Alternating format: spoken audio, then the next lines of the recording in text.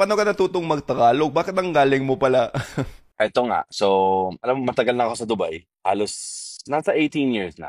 Nung nagsimula na yung gera sa Syria, sa bansa ko, lahat ng mga lalaki, alam mo na, scattered na yung mga Syrian. Yung ano, mga Syrian punta ng Germany, Dubai, mga iba-ibang bansa. So ako, nagpunta ako dito. Tapos nakatira ako sa, alam mo naman, bago ka na sa country, wala ka masyadong pera. So, syempre, tipid ang buhay, di ba? So, nag-rent ako ng bed space sa isang villa. Yung villa, meron siyang siguro nasa 300 na tao. Puro Pilipino. As in, ako lang talaga ibang lahi doon. Alam mo na, wala naman akong actually interest na matuto ako mag-Tagalog, pero parang by force lang kasi parang wala kang magagawa. Lahat sila nagtatagalog. Kailangan mo talaga pakinggan. So, nagsimula ako, alam mo naman, pag nagsimula ka matuto ng bagong lengguwahe, yung unang matutuan, mga mura, yung mga bastos. Parang day by day, naramdam ko sa sarili ko na it's more than 5 to 10 word na alam ko na at na-memorize ko na agad. Parang naabot ng 3 taon, parang Tagalog na nga ako agad, nagsasalita na ako. So alam mo naman, pati yung tona ko daw, sabi niya parang Pilipino ka talaga. Parang hindi ka nga ibang lahi yung tona mo. Kasi alam mo naman, parang you live in their environment. Actually, hindi lang yun dan. Na-adapt ko talaga yung buong culture ng Pilipino. Halos pagkain, damit, lagi ako naka-short.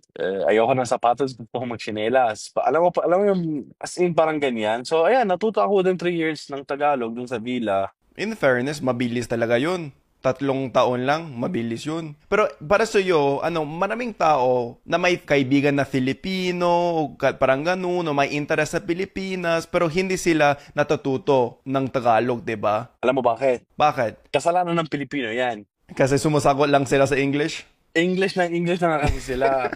Pag siguro nagsimula sila mag-Tagalog lang, parang Mm. alam mo na nilagyan nila ng tao sa isang box na kailangan mo talaga mag-Tagalog. Huwag ka mag-English. Parang ganyan. Hindi ka nag-study ng Tagalog, Hindi, kunyari. hindi, hindi, hindi, hindi. Hindi. Lagi kong sinasabi to at nagsasawa yata yung mga viewers ko. Pero mahirap matutong mag-Tagalog kasi walang resources, 'di ba? Kunyari kung gusto mong matutong mag-Spanish, okay lang, pwede kang mag-research online, maraming websites, maraming apps, maraming video sa YouTube ganun. Pero sa Tagalog, parang kailangan mo talaga makipag-usap lang sa mga Pilipino, 'di ba? Yes, 100%. Nakapunta ka na ba sa Pilipinas? Never, never. Bala ko talaga.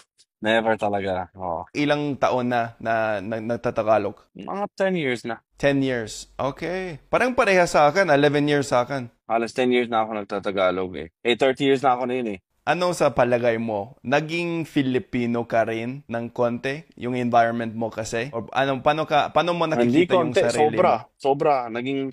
Sobrang Filipino talaga ako na yun. As in, halos parang ayoko magsama sa mga ibang lahi. Gusto ko lang Pilipino. Tinan mo, nagsabi ako ibang lahi eh. Kasi I'm counting myself parang as Pilipino na ako eh. Parang, oh, wala akong Pusong Pinoy na. pakinala. Pusong Pinoy na talaga. As in, parang ano lang, sinasabi ko lagi sa mga kaibigan ko, kulang lang ako ng passport eh. Lahi lang ang kulang ko talaga.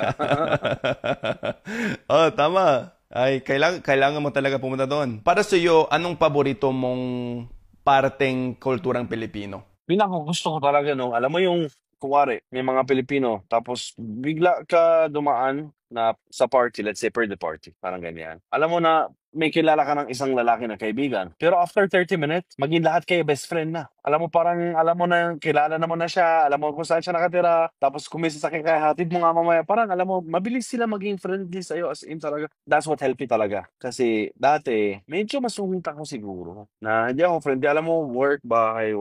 Bago ako matutong mag-Tagalog ah. Pero nung nag-ano ako sa mga Pilipino, grabe, parang alam mo, gusto ko, naging friendly talaga ako. Yan ang naging yung impact nila sa akin na, ikaw, taga saan ka ba? Oh, di, ay, tara, kain tayo. Yung tayo, punta tayo. Parang ganyan naging ako. Yan ang gusto ko talaga sa kanila. Na sobrang friendly talaga sila as in. Oo nga, hindi ka nag-iisa pag Filipino yung kasama mo, 'di ba? Included ka palagi. Oh, masaya. Basta Filipino yung kasama mo, masaya talaga. Nakakatuwa to sa akin. Maraming salamat sa iyo, ha? Mas maraming salamat sa iyo. Mas matutuwa ako talaga na yung kausap ko din na ibang line at sa Tagalog din eh. Di ba? Parang yun ang Hindi. maganda. Doon ang catch talaga eh. Oh, masaya yun para sa ating dalawa, 'di ba? Pero dapat Ayan. from now on, di tayo mag-isip na ibang lahi tayo kasi pusong Pinoy naman tayo, di ba? Pusong Pinoy na, Filipino na tayo.